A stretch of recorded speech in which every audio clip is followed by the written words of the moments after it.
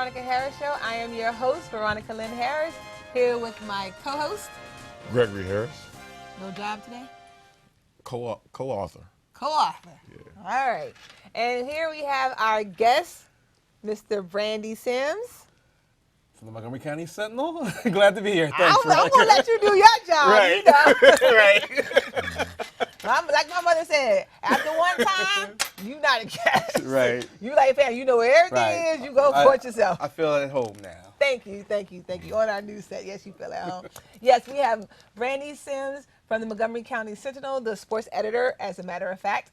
And today we will be talking about little-known sports icons from the DMV editor. But before we go any further, I have to go on about the DMV. Who started that? When I first heard about the DMV, I always thought about Department of Motor Vehicles. Now, when they were posting it, now, I admit, I left the D.C. area. I grew up and was born and raised in the D.C. area, okay? Just like Gregory, you know, we were born and raised. You know, I'm not gonna shout out our, address. You know, could be stalkers out there. You know, you don't want to do that. Got to be safety first. Always safety first. But I was from this area. But however, when I got my scholarship to go to Seton Hall University, I picked up stakes and went on up north. So I really haven't been down here except to visit parents and everything. So when they started saying the DMV, I always thought Department of Motor Vehicles. And I was just like, why they keep talking about down here in the DMV? Why they keep talking? Why would they say Department of Motor Vehicles? And it took me a while to learn that they meant the D.C., Maryland, Northern Virginia area. So why are they trying to get fancy? Well, they ain't think, they thought D.C. was so small, they thought it was just the capital of it. They thought it was just the government there. They ain't no people actually living. When I would travel and I say I lived in D.C., they would say, what part of Virginia? Like, no, I live in D.C. And they, of course, they thought that was just the home of the government, abroad, that type of thing. So that's why they had to say DMV to be more clear. D.C., Maryland, Virginia. And D.C. is so small, they wanted to, Well, it's 19 miles at its longest point. So, yes, it is small. However, I mean, they're just trying to get fancy because, of course, up in New York, they call it the tri-state area and things of that nature. And then, of course, down in the South, you got the Research Triangle, the Raleigh-Durham, was the Raleigh-Durham area and stuff like that. They're just trying to be Tobacco Road. Right. Tobacco Road. They're just trying to be fancy. Mm-hmm. I'm not buying it. But okay, anyway. So that's my little rant on the DMV. I still think about the Department of Motor Vehicles. Right. Anyway.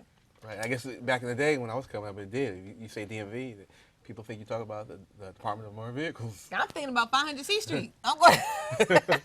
So, we're talking about icons in the DMV, right? Don't stop me. I was on the road. Anyway. Get off the point. Back to the point. I was on my point. Okay, sorry. Okay.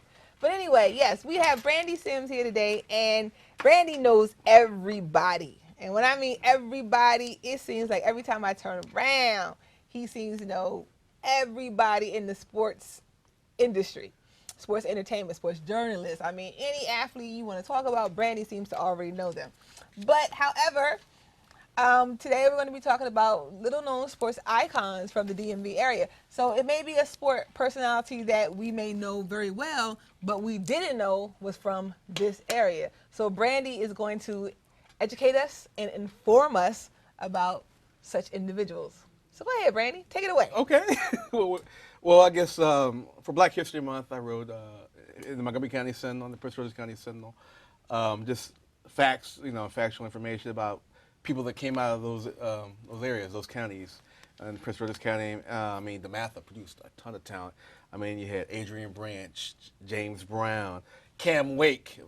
People may not know that the Miami Dolphins defensive lineman that he played, at DeMatha. So he's from the DMV. Now hold on. Let me stop you for all of us. Now we are sports aficionados, sportsmen, but many people may not know who James Brown is. Sportscaster. Sportscaster. Not the entertainer. Right.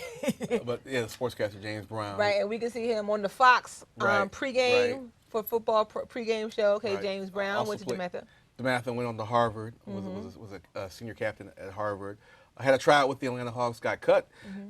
His story, I believe, he worked at Xerox and then went into broadcasting. He used to broadcast Washington Bullets games, but now we see him now on Fox and other ventures as well. He's also a minister too. Oh, really? I did not know that. Yeah. He spoke at the Church of the Redeemer in Gaithersburg over the summer. Okay. Yeah.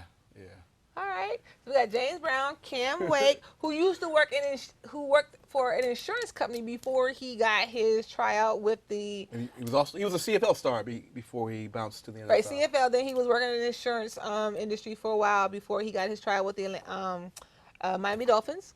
All right. And so who else we got for us? Another DeMatha guy, Carlton Valentine. Does that name sound familiar? A lot of people know Denzel Valentine, who plays for Michigan State, but that Carlton Valentine is his father. Denzel Valentine is one of the top players in college basketball, but his father is actually a DeMatha alum who's in the DeMatha Hall of Fame. And what did Carlton Valentine? What did he play? What sports? He was a basketball player. He went on to Michigan State and played, and he was actually coaching. He coached his son in high school in Michigan. Okay. All right. And who else do we have? Um, Come on, we need more. We need more. Michael We need Tate. He was a McDonald's All-American. Went to Oxon Hill High School. These are the other Prince George's County guys. Tyoka Jackson, who played at Bishop McNamara. Tyoka. Jackson he played at Penn State. Okay. Bishop McNamara High School, and then went on to Penn State, and then played in the NFL. Played for the Tampa Bay Buccaneers and the St. Louis Rams, I believe. And they understand he owns 2 IHOPs in D.C. Ooh, I love me some IHOP. Yeah. When they had those red velvet pancakes, woo, that's my favorite. Yeah, I mean, Montgomery County, Bill Elbow Simpson was an outstanding wrestler in college at Clarendon. Bill Elbow. Bill Elbow Simpson. Yeah, he's no longer with us, but he was like a legend in Gaithersburg.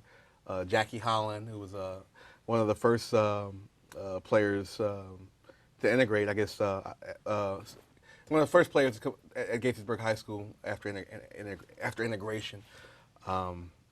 Tony Green, who played for the Buffalo Bills. He was a defensive back, played at the University of Maryland, played for the Buffalo Bills, played with O.J. Simpson with the Buffalo Bills. Now, any current people? Now, I remember I saw, because we follow each other on Facebook, I remember you posted David Aldridge. Is it DeMatha? Yeah, he went to DeMatha. I don't know if he played basketball or not, but I know he did go to DeMatha. Well, I know him as an NBA insider. He does the sideline reporting. Right. So he's pretty famous. He worked for the Washington Post. When I was coming up, I used to see him covering Redskins games. Okay. But yeah, I remember he worked for the Washington Post and went on to ESPN. Now it's with TNT. He was just inducted into nominated for. Well, he will be inducted into the media, the Kurt Gotti Award. He's won the Kurt Gotti Award and will be inducted into the Pro Basketball Hall of Fame. Wow, I watch him all the time when I'm watching games on TNT or something like ESPN, breaking news or something like that has to do with the NBA. I never knew. But went to your school, did you know? No, I didn't know. How long ago they played in the 70s, 80s, all these guys? A lot of these guys, go extend back into the 70s and 80s and beyond, yeah. 70s, 80s, 90s up until today. Monty Williams, who just lost his wife. Oh, yeah, England. That was so sad. He's from, went to Potomac High School. Did I know that either? Yeah, went to Potomac High School and then played at Notre Dame. And then had a nice NBA career. Well, he's now assistant coach? He's assistant coach. With the Oklahoma City Thunder, and before that he was a head coach for the Pelicans. New Orleans Pelicans. New Orleans Pelicans. That is correct. All right. Of course, Walt Wizard Williams, Crossland High School, played for Earl Hawkins at Crossland High School. And Walt's doing well. He's coaching at Sherwood High School. He has 2 sons who play for Sherwood High School in Sandy Spring, Maryland, which is in Montgomery County. So I've had a chance to connect with him on several occasions. Lamont Jordan, I remember when he was a high school player, running back at Suitland High School. Went on to the University of Maryland and had a nice NFL career. Yeah. Dickie Simpkins, who played with Michael Jordan. Dickie Simpkins. Yeah, he's Prince George's County guy. So Prince George's County has a lot of guys who've over the years. Has a history. Durant actually grew up. He's a Sea Pleasant native, and Michael Beasley was also, I believe, from Sea Pleasant as well. I had no idea. And I think Durant and Beasley played AAU back in the day. Coming up, they were AAU teammates. Yeah, so both those guys are connected. They go way back. Wow. Yeah, Victor Oladipo, Quinn Cook. It's an endless list of guys. They're coming out of Prince George's County. But I just heard about Quinn Cook because, of course, when Duke won the national championship, you know, Right. Quinn Cook was their guard. Right. And now he's playing in the D-League. Right. As a matter of fact, he made the D-League All-Star team this year. Right. I think you posted that. Yeah. Yeah, you on did. Facebook. You So I'm always posted posting that. about these guys on Right. Facebook because a lot of them I've been following since their high school days. Gregory, co-author. You know, we talk about sports icons. A lot of them that made it, and we recognize them. But I think about the ones that didn't make it, that were really, really good. You always got to go there. I mean, 'cause on Sundays I go by the gym and it's almost like a Legends reunion. Always got to go to the dark side, the negative side. I hear stories about these guys, you know, how great they was, but they just didn't make it out. I just want to give them a little shine too. And they're doing good things in the community. Okay. You know, Black DeBella. Who? His name, they call him Black DeBella. I don't even really know his real name. Black DeBella. His name is something. So anyway, he runs a rec center, Northwest, Lamar Rec Center, hosts summer leagues all the time, has a nonprofit to give kids a chance, give them a start.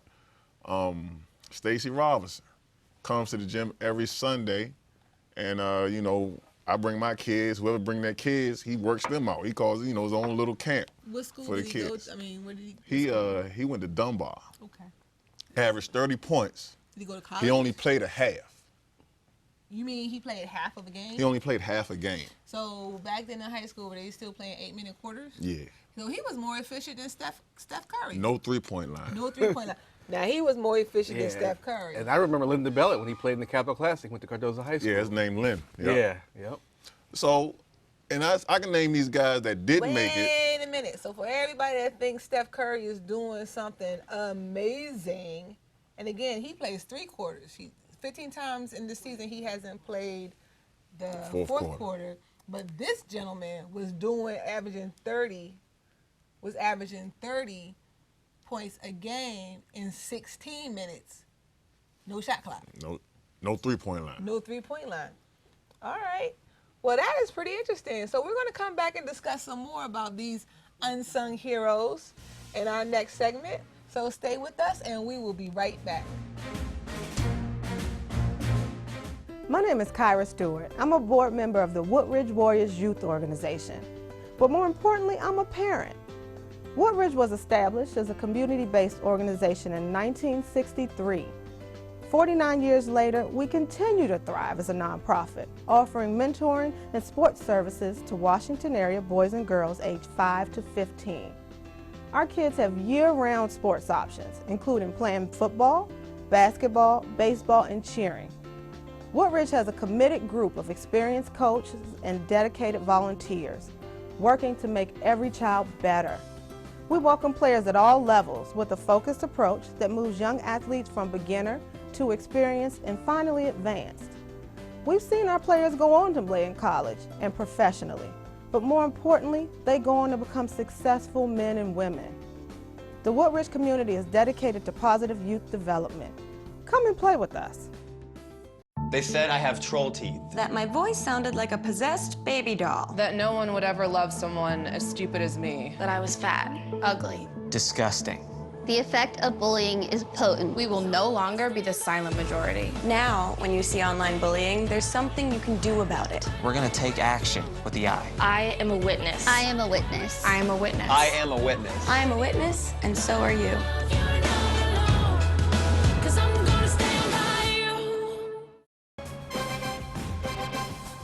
Hi, and we're back here at the Veronica Harris Show. We're talking about our unsung heroes, if you will, or our little-known sports icons here in the DMV area. All right, so you gave us a lot of information about people that we do know from back in the 70s, 80s, and Gregory, as usual, going over to the dark side, telling us the people that perhaps didn't make it to the professional ranks. It's not that they did anything wrong, but maybe they didn't go as high as the people that you were talking about. So continue on, Gregory, with your stories. So, you know, they didn't, they went to college, some of them didn't, some of them didn't make pros, you know, like come to mind JoJo Hunter, went to Maryland. He comes to the gym also. And these guys, you know, still play, they still give back, even though they didn't make it. Right. And I'm hearing about these guys, and I'm wondering, do they come back? Are they giving back to the community? Now these professionals, Yeah, these professionals. like the Kevin Durant's, the Cam Wakes, Yeah, all that stuff. Because I remember when I was, getting my camp off the ground, trying to provide a camp for the area, to teach the fundamentals of the game, to get these kids to start with the fundamentals. I did some research. The Wizards don't have a camp in D.C. Their camp is out Bethesda. Nobody had a camp in D.C. And I would just hope that some of these, people we talking about now, come back to their high schools, come back to their communities, and give back some more. There's a guy who I want to shout out. I mean, I see him all the time. It seems like everywhere I go around Montgomery County, I saw him one time in Howard County at a ref basketball game. He's coaching the county. I mean, I've known him for years. His name is Sean Prather. He won a state championship at Magruder High School, and he was a quarterback at Magruder High School, played for the legendary Roy Lester, then went on to college, I believe, at Virginia Tech. But he's still giving back to the community because I see him reffing games. He coaches his son's basketball team, and he's coached football at Magruder High School, his alma mater. I just see him everywhere in the community, so he's really active in the community, Sean Prather. And I'm sure a lot of them are giving back. They're doing it anonymously. Yeah, sure. And just not hearing about it. But yeah, I'm sure they are giving back too. Well, I know that sure they are, and I know that a lot of universities, coaches do give their camps. I mean, we've worked at a lot of their camps, but I know that they cost, and they do cost a pretty penny. I know that, listen, I'm not trying to tell anybody how much money to make, or I'm not trying to count anybody's pockets. I know that a lot of these athletes, when they do go places, they have appearance fees, or if they're not making appearance fees, they have their expenses being paid. I will say that there is, where I live up in Jersey, the town over Piscataway, there is a football player, current NFL player, who every year gives a free football camp to the community. And you do have to sign up. You got to get in there and sign up quick, because it gets filled up quick. But it is a first class camp, and he has many other NFL players come in, and just to see all the kids that come and all the teaching and instructing that goes on, and the things that they give out to the kids at the end, and all the players will sit there at a table and autograph every single item for they will not leave until every camper has their thing signed. It just does my heart good, because it is free.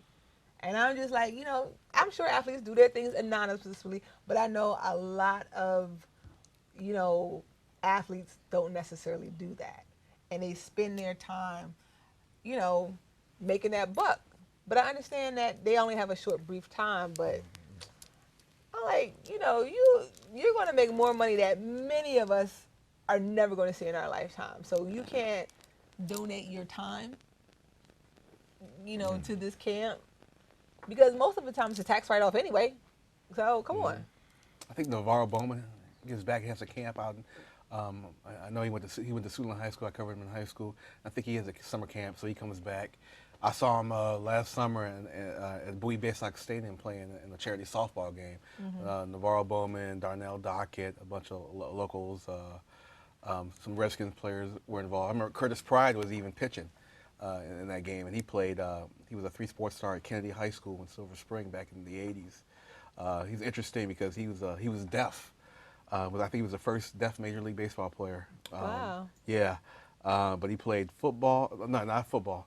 Soccer. He was a parade All-American in soccer. Played basketball and baseball. He went to college on a basketball scholarship at William and Mary. Was like I said, he was a parade All-American in soccer and played Major League Baseball. So, I mean, hats off to him, and he's deaf on top of all of that. That's interesting. I wonder how he's able. How do they communicate with him out on the field? And he's coaching now. I think he's coaching. He's I think he's a baseball coach at Gallaudet.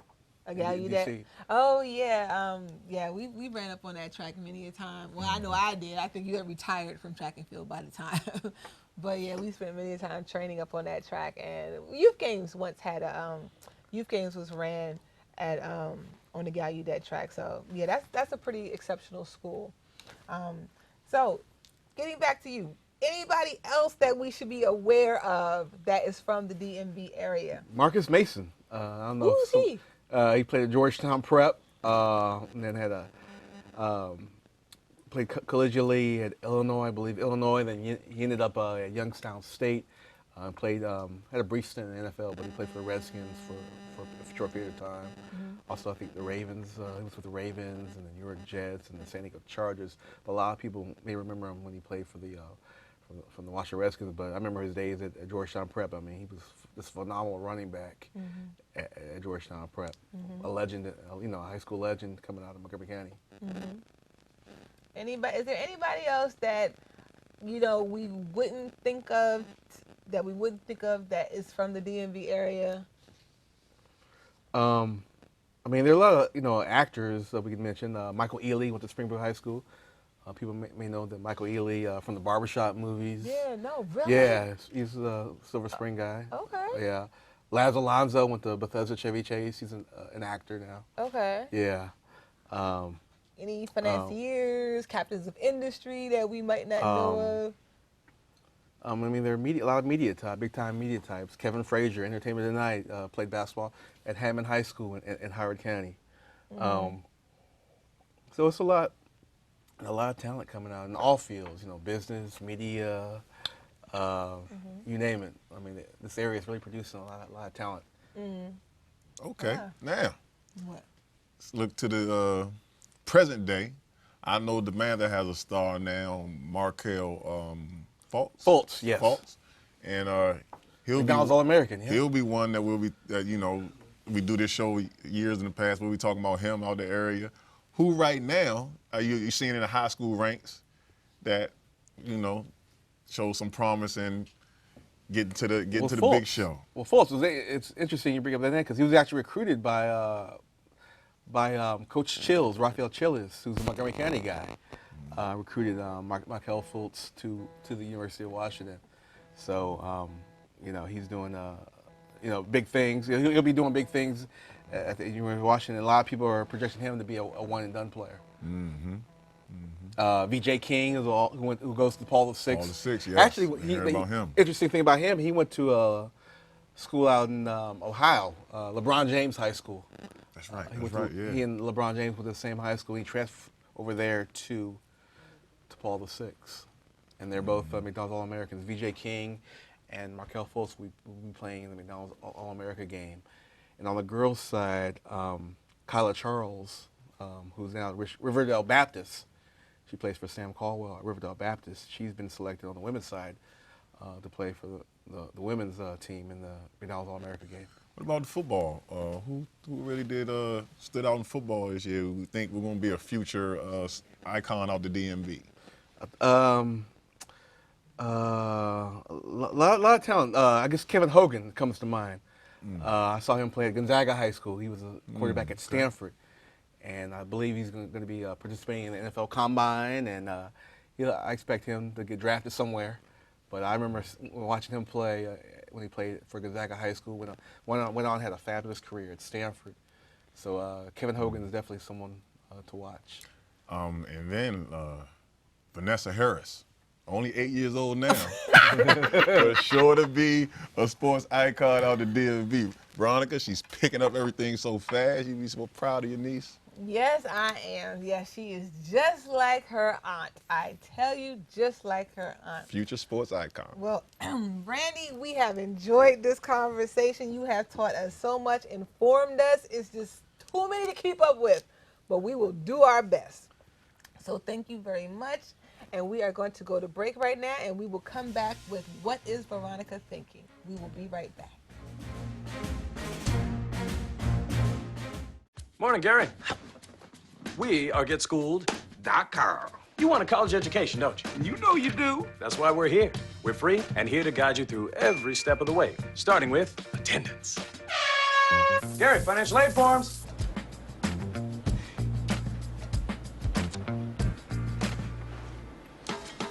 Picking a college, man. You and us. We go together like tacos and Tuesday. And I love tacos. Go to getschooled.com. We taught him how to hit a baseball, how to hit a receiver, the strike zone, the net. You taught him how to hit the upper corner. You even taught him how to hit the open man. But how much time have you spent teaching him what not to hit?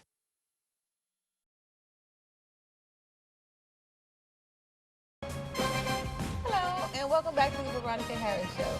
We've now reached that point where we ask, what is Veronica thinking? And today, Veronica is thinking, never be afraid to make a correction when you do something wrong.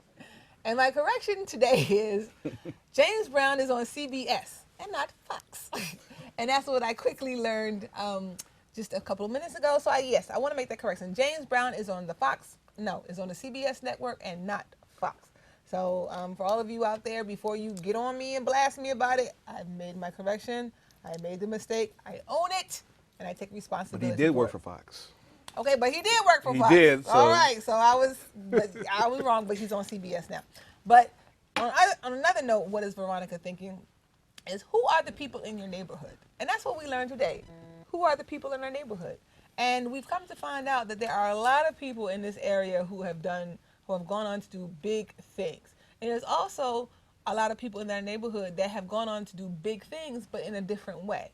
So success can be defined in many different ways. And in order to find out who are the people in your neighborhood, you're going to have to take the time to step outside of your own neighborhood a little bit and find out who these people are. Find out who these people are by talking to other people, walking around, maybe go to the library, maybe pick up the Montgomery Sentinel and read Brandy Sims. Follow him on Facebook. Thanks for the plug. Yeah, follow him on Facebook or Twitter. Because truly, that's how I've gotten to learn about who all of these wonderful people are in my neighborhood, by stepping out of my own neighborhood. So that is what Veronica is thinking today. Gregory, anything you want to add to it? Not really add. I go what we call the country club, the gym on Sundays, and hear about all my unsung heroes. Mm-hmm. And, we just sit back and talk about it all the time, story after story after story, hear about all these athletes that, didn't make it out, and they're always passing on the knowledge. Don't make the mistakes they made, that sort of thing. So, out at your neighborhood. Yep. Yeah, so you got to step out your neighborhood. Brandy, anything you want to add to? Yeah, just like I said, you got to do well in school, and that, like I said, do what your parents tell you because they know what's best. Go to school, get an education, because that's going to carry you far in life, your education. Mm-hmm. And getting that education will also allow you to step out of your neighborhood and also find out who else is in your neighborhood. So thank you for joining us today, and we'll see you next time on the Veronica Harris Show. Bye-bye.